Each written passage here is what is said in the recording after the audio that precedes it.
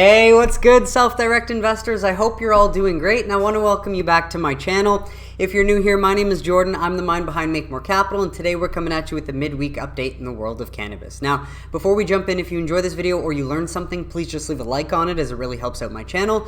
And of course, if you want to learn how to take advantage of this generational investment opportunity, subscribe below so that you don't miss any future videos, but then there's plenty of content for you to go back, rewatch, and educate yourself with.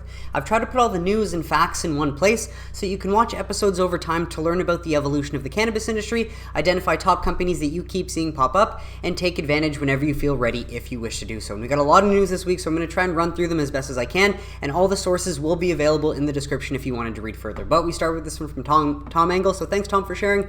As senators file new NDAA amendments to federally legalize medical cannabis for military veterans, although this should have been done a long time ago, and to call on veteran affairs to ensure veterans aren't denied home loans just because they work in the cannabis industry. So I would say this is a step in the right direction, but I want to highlight Chris makes a good point down here, and he says, I hate to be against something that benefits veterans, but I hope this fails too. Why?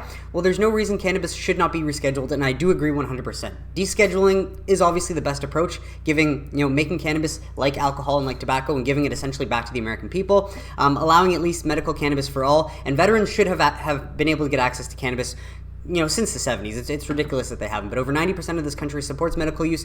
Republicans will not push back on it. And so he does make a good point. Obviously, we just want cannabis descheduled, but again, something that will go to help a subsector of the American population and get them access to a safer, non-addictive medicinal alternative would still be a good thing. And so a bit more information on the wording here if you wanted to pause to read.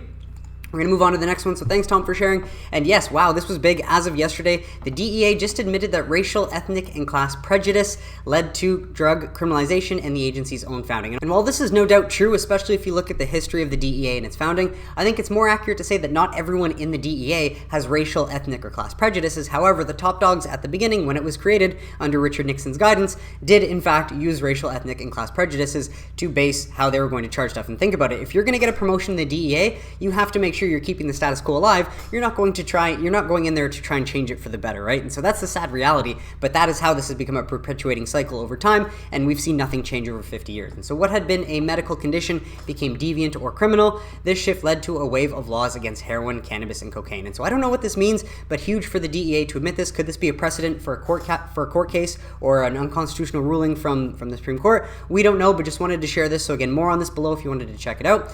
And so with that, Tom Engel also sharing interesting. Global Canacom and Police for Reform are asking the Senate not to vote on a cannabis research bill, the one backed by prohibitionists, arguing it would have dire unintended consequences for the cannabis and hemp industries. And so it's very interesting to see more organizations or groups coming out against this medical research bill, because I'll be the first to admit, I did not read through the bill. However, I just understand that anything backed by prohibitionists is certainly not working for the will of the American people and is going to try and give the government more overreach and control. And so more information on this one if you wanted to read, but essentially we just wanted to give shout out to MSOS Elevator on this comment. +1, it will be used to say it's dangerous, of course, like all the studies designed in the past by prohibitionists, or reschedule it for the pharmaceutical industry. And we do not want that. We want, for the best interest of the American people, descheduling to try and give the plant back. And obviously, that's a hard bargain. I don't think we're going to get that right away, but that's sort of the end goal that I think everyone would essentially want if they understood all the, everything at play. And so with that, wanted to share a few other positives. So thanks at Rep Ed Perlmutter for tweeting this. It was great seeing my friend McGruff at the Capitol. October is National Crime Prevention Month, and I'm committed to common sense solutions like my Safe Banking Act, which will help make our community safer. I hope, Perlmutter, that you're willing to stick your neck on the line to get this passed. It would be amazing. And, we've waited long enough for this. Too many people have died just because they've been targets for armed robberies and been caught in the crossfire, so it would be huge. And so with that, just wanted to share this interesting tweet from Brady Cobb. Tweeted this, I believe, on Monday. Keep an eye on DC this week. That's the tweet, legalize it. And so who called it the Brady bottom? We don't know yet, but obviously as an insider and lobbyist that's been working in this industry from 2015, thank you, Brady, for all the work that you've done. And so we'll see if this means much, but obviously it seems the momentum is slowly but surely building in our favor. And so with that, Marijuana Moment shares, most Americans don't think cannabis is dangerous despite prohibitionist arguments. Yes, common sense is starting to prevail. Poll finds just 12% respondents said that cannabis is very dangerous. And great comment by Toto down here. Would love to see IQ scores of the 12% who said it was very dangerous, because we know that consumption is not dangerous. There is still, I don't believe, any record of cannabis consumption actually leading to the death of anyone. And so it's just great that more people are waking up to the reality of this. But with that, also interesting to share at the same time, as Tom Engel shared this as of yesterday, the Republican Study Committee, representing nearly 3/4 of the House GOP released a family policy agenda that opposes legalized cannabis and attempts to link it to suicide and violence. And again, where's the evidence?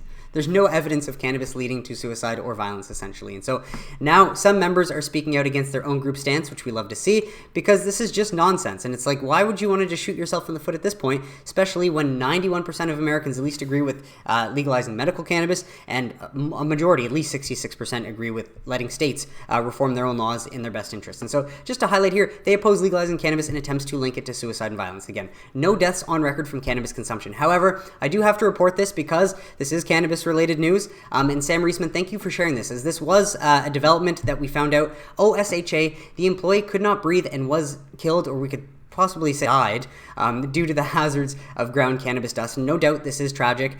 So apparently this did happen earlier this year in January. So could we have the first person to ever die from cannabis? Fortunately, no, because this wasn't cannabis consumption, and so I don't think cannabis is to blame. And you could make the argument that it's the lack of proper safety guidelines, possibly due to the lack of research, or regulators not taking this industry as seriously as others, although they should. And so that, I would say, you could argue is the reason for this person's tragic death, and another reason why we ought to just deschedule so that we can normalize the cannabis industry, stop destigmatizing it, and treat it like any others, where we would take the proper safety precautions. And so filling pre-rolls, she said she couldn't breathe, not being able to breathe cannabis keef dust at 11 p.m. on January 7th, 2022, and it's just very poorly written for whatever reason. An employee was grinding cannabis flowers and packaging ground cannabis in pre-rolls. The employee could not breathe and was killed due to the hazards of ground cannabis dust inhalation. So again, not essentially cannabis. Anyone can die from too much inhalation of something in an unsafe environment. So I just wanted to share this because obviously this is cannabis news, but big ups to Joe sharing. I'll venture to say that this is a result of lack of research on cannabis and the industry. If it weren't federally illegal, there would be an OSHA hazmat program in place requiring proper PPE filtered respirator. And so big ups to Joe for pointing that out, because I think that's absolutely true. You can't blame cannabis. You got to blame the lack of taking this industry seriously and trying to ensure or secure the health of everyone in this industry, much like you would secure the health of anyone in any other industry. And so with that, thanks Todd for sharing that. Following employee's death on January 7th, Trulieve was fined for violations, and OSHA fined the MSO $35,219 for communications related violations. And so again, it doesn't seem like anyone's blaming cannabis. It is the lack of proper safety guidelines, but this is a precedent that can be set, that we can learn from, and hopefully prevent any sort of tragic deaths going forward from cannabis dust inhalation. So with that, on to state news. Thank you, Tom Engel, for sharing. The Nevada Cannabis Compliance Board and Department of Taxation reported that retailers sold more than $965 million worth of legal cannabis in fiscal year 2022, generating more than $152 million in tax revenue, with most of the proceeds funding schools. And obviously, these are the benefits of ending cannabis prohibition. And if you don't want your state to reform their laws so that you can get a lot more money going to schools, more money or more just tax being brought in, more jobs for everyone, then you might be part of the problem. And so more on this, the whole story below if you want to grab the link. But just to highlight taxable sales in fiscal year, taxable sales reported by adult use retail stores and medical dispensaries, just under $1 billion, $965 million, but it seems like they might get there next year. Clark County bringing in the majority of that, $754 million. Washoe County, $126.8 million. All other counties, $83.8 million. So a bit more of a breakdown for the taxes here. But otherwise, you can grab that whole link below. Move on to some more news. So thanks Puff Daddy for sharing from Google News. New Jersey legal weed was a success this summer, but reports warn there still aren't enough stores. So have they been watching my channel? Obviously the solution is more stores. This is just basic fucking supply and demand. And so while New Jersey is no doubt happy with the success and the growth that they're seeing from just 12 dispensaries alone, and I believe they've approved 7 since launching in April, and so that's going to bring a total of 19 stores. Obviously, the more stores you open, it drives the price down, which makes it cheaper for consumers, which I think is beneficial for everyone in New Jersey in the long run. But at the same time, more legal outlets helps directly compete with the illicit market. And so the more legal outlets, the less people you have going to organized crime groups, giving money to them, making them more powerful, and the more you help the legal industry in New Jersey thrive. So it's just common sense. Start opening more stores. Come on, New Jersey. But good to report that they're happy. With Tom Engel also sharing today, North Dakota's cannabis legalization campaign released radio ads featuring a former police officer and a military veteran urging voters to approve their initiative on the November ballots. We love to hear this. North Dakota, one of the many states that will have a ballot initiative in November. I believe it's also South Dakota, Missouri, Maryland, And Arkansas, if the Prohibitionists don't win, but, just happy to report that cannabis is likely going to win another election in November. And so with that, Todd Harrison sharing strong retail demand in Vermont on first day of rec cannabis sales. They did legalize on October 1st. Long lines, strong demand, and a celebratory atmosphere marked the first day of rec cannabis sales in Vermont. So more on the story below, but from my understanding, they've only opened like 2 or 3 dispensaries. And so again, same deal with New York, or same deal with New Jersey. Obviously, the more dispensaries you can open, the lower the prices are going to go, and the better you can help combat the illicit market. But step in the right direction, and hopefully they'll get there over time. And so with that, Todd sharing, Pennsylvania legislators push for legalizing rec cannabis. Recent poll suggests 2/3 of PA voters agree. And so we've been hearing Pennsylvania is trying to launch an adult use program, or at least legalize first so they can launch that, even from Republicans in their own Senate. But obviously this takes time, but at least the most beneficial thing is that we know that most people in Pennsylvania, at least 2/3 now, agree with legalizing. And so hopefully we can see Pennsylvania do that in the next few years. So more on this story below if you wanted to check it out. While Cannabis Policy Project shares a majority of Ohioans support legalizing recreational cannabis,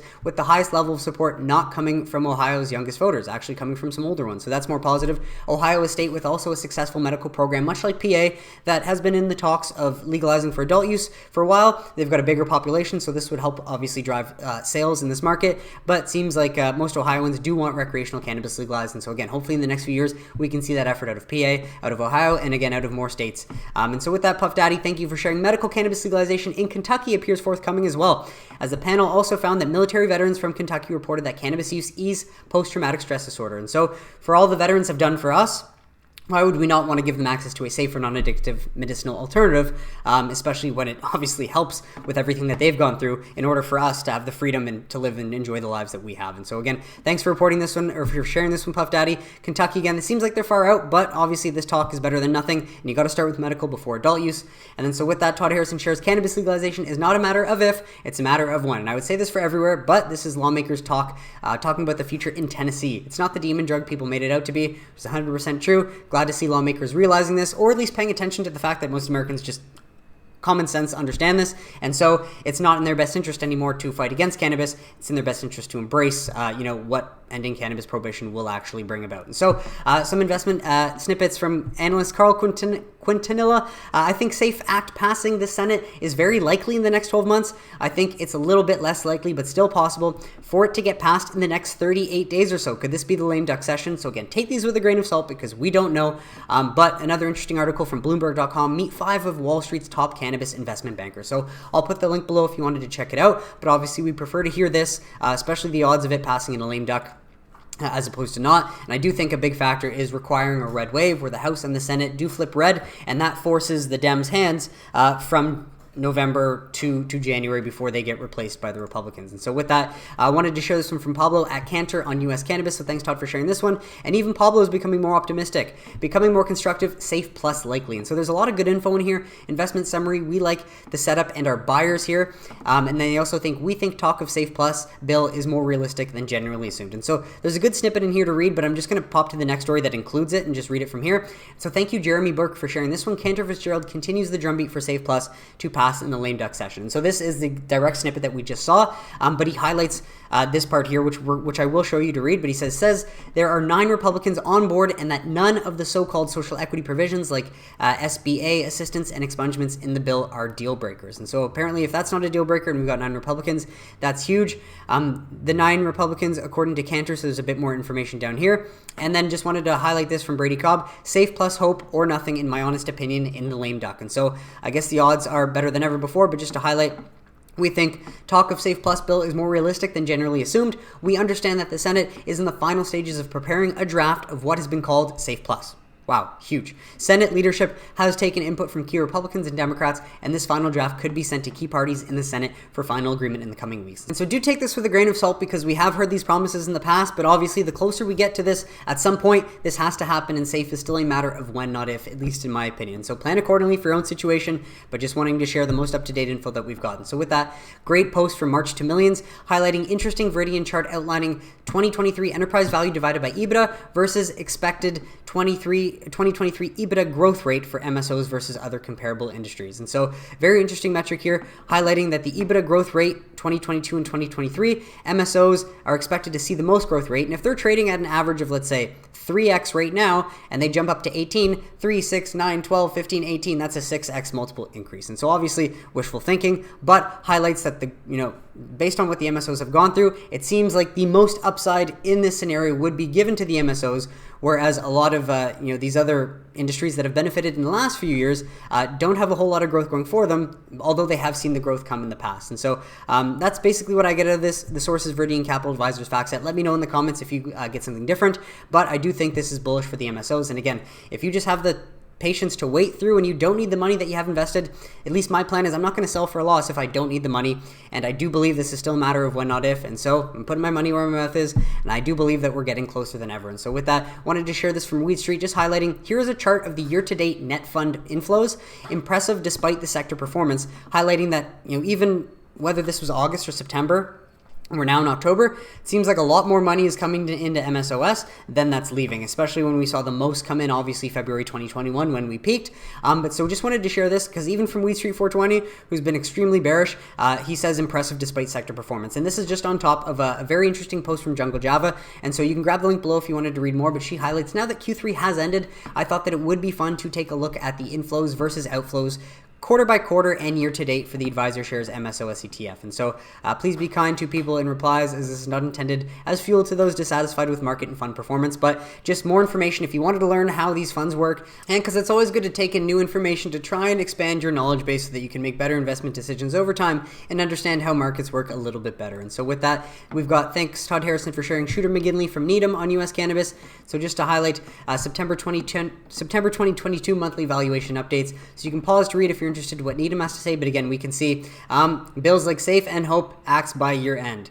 Statements by members of both the House and Senate suggest a greater sense of urgency in advancing the modest reforms proposed under bills like these. And so we do love to hear this as opposed to not, and this is as of October 3rd. So a bit more info. Slower growth in 2022 likely makes way for stronger growth in 2023. I would say that. While this was a painful year, obviously the growth that we just didn't see because of delays from New Jersey, New York, Connecticut, and all other states, they're going to come online, and so we're just going to see the growth in 2023. And all this requires is patience and a stomach of steel. So if you've held this far, I salute you, as I've even got $6,000 in cash just waiting for January 1st when the TFSA contribution limit in Canada resets, in hopes I can get some more money in there and average down at some deliciously low prices like we're seeing now before the flip eventually switches, because it is still a when not if scenario. And so with that, on to some news from MSOs. So thanks Puff Daddy for sharing this update out of Florida. And again, my prayers and thoughts go to anyone in Florida affected by the hurricane, but big ups to Governor Ron DeSantis and everyone in Florida helping everyone bounce back. But happy to report, especially out of Trulieve again, as they provide updates. So thank you, Trulieve, as well. All but 9 dispensaries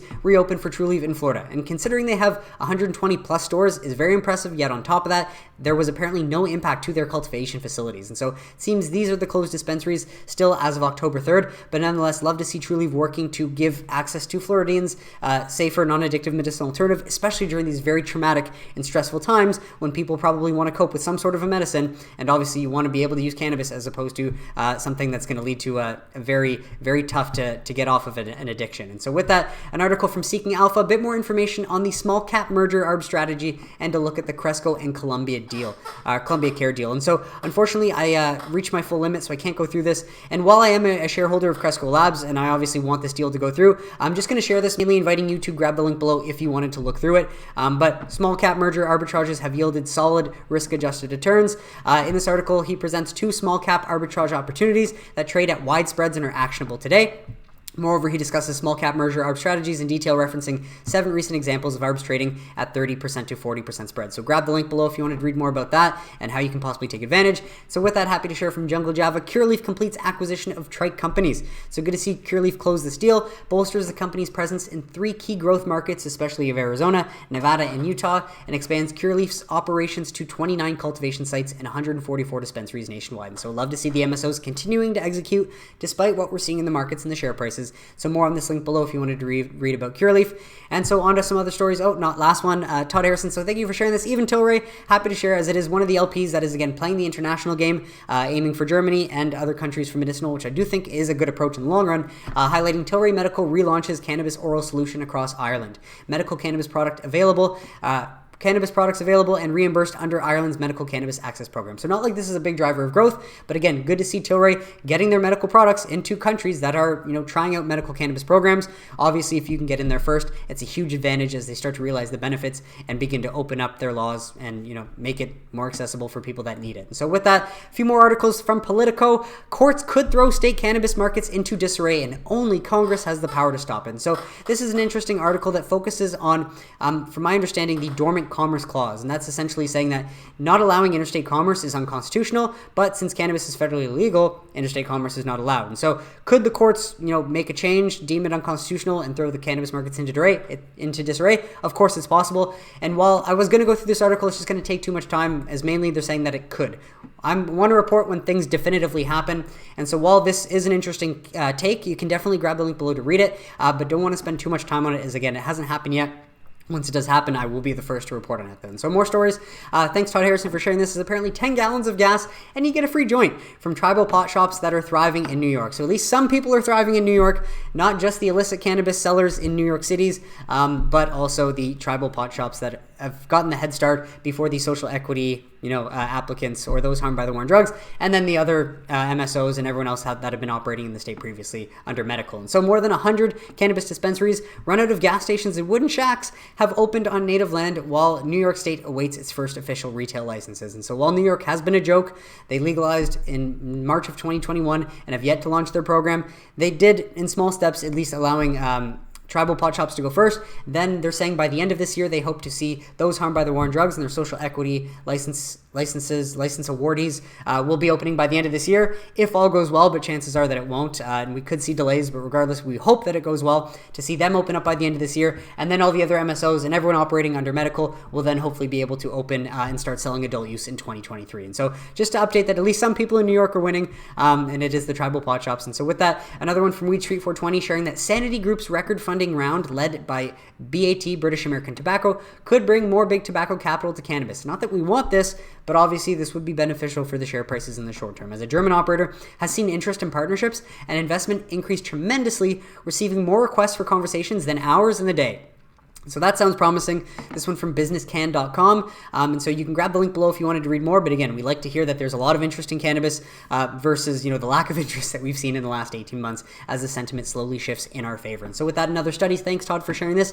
A study found that cannabidiol prevents methamphetamine-induced neurotoxicity, which is very interesting, especially if meth abuse does lead to the toxicity of your neurons over time, which no doubt it does, because when you see someone that's a meth head, it seems like they're deteriorating in real time, and it's very sad to see. So if we can somehow pair cannabis with that, it could help them, preserve their neurons, which is obviously beneficial for, longevity in your life, but also at the same time help them get off of their addiction. And so this one is very science speak though, so it's very difficult to break through and it's very long, but you can grab the link below if you wanted to learn more. So again, more reasons to deschedule and study cannabis for the medical benefits as opposed to the past harms, how a lot of the prohibitionist studies were framed in the past. Unfortunately, they didn't find any, and that's the best part. And so with that, we're going global to finish this off. High Time shares that Japan is the polar opposite of cannabis friendly, and even the possibility of policy change in favor of medical cannabis is big news. And this comes after a surprising report we saw last week with Japanese health officials saying they should consider medical cannabis. And so this could be the same story, but essentially Japanese officials released the latest report in an ongoing review to consider a revision to its cannabis laws. And so this would be huge,